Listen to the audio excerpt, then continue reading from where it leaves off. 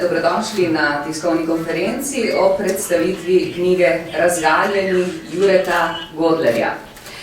V naslednjih minutah boste izvedeli več, najprej pa razgaljenci prihajajo nekoliko bliže, člani ekipe Ga, avtor Jure Godler, Srečo Katona, nepogrešljivi član ekipe v zadnjih letih, zadolžen za tehnično podporo v vsakršni obliki, Sašo Hribar, Marjan Šarec, Jure Mastnak in Tilen Artač.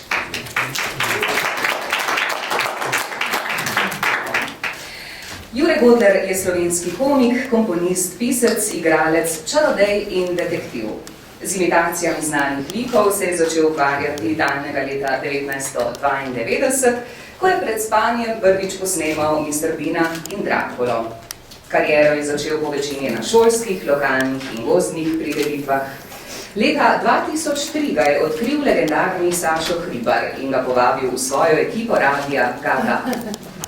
Že naslednje leto je dobil stalno vlogo v sobotni večerni oddaji Hribar, kjer je izvajal že nešteto vlog znanih in izmišljenih ljudi, med katerimi so George Bush, Tony Blair, Mr. Bean, Clint Eastwood, Jim Carrey, kraljica Elizabeta, Marilyn Manson, Al Gore, Vladimir Putin, Angela Merkel, John Travolta, Superman in številni drugi.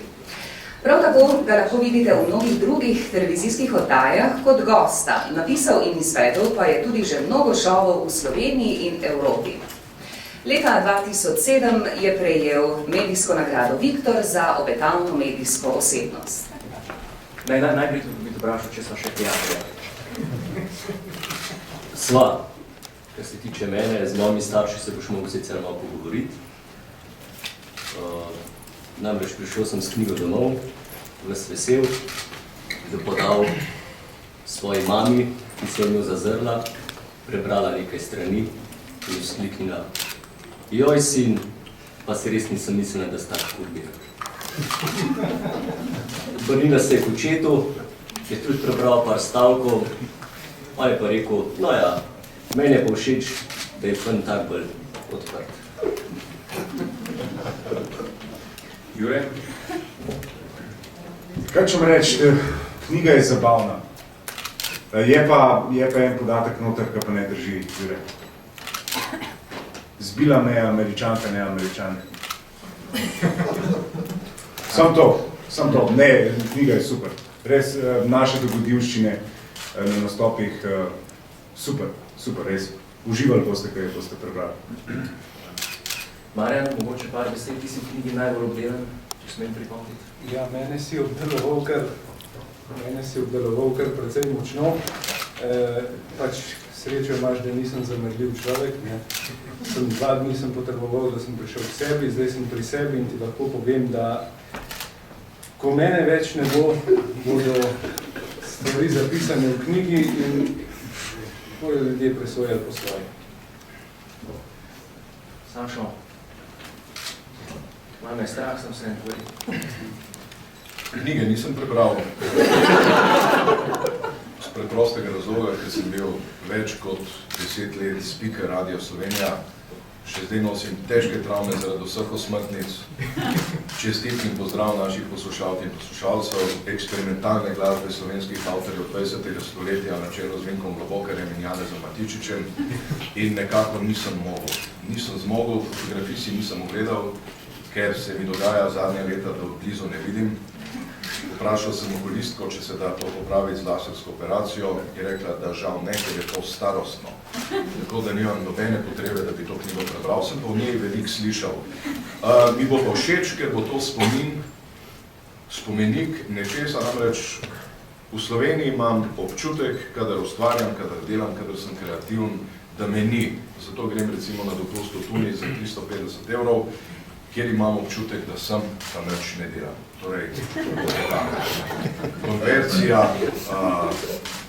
veselja, takšnega kot je tukaj v tej dvorani, sami srečni ljudje, kdo zagrenjen, torej novinarja, reporterja ni tukaj. Hvala lepa. Srečo.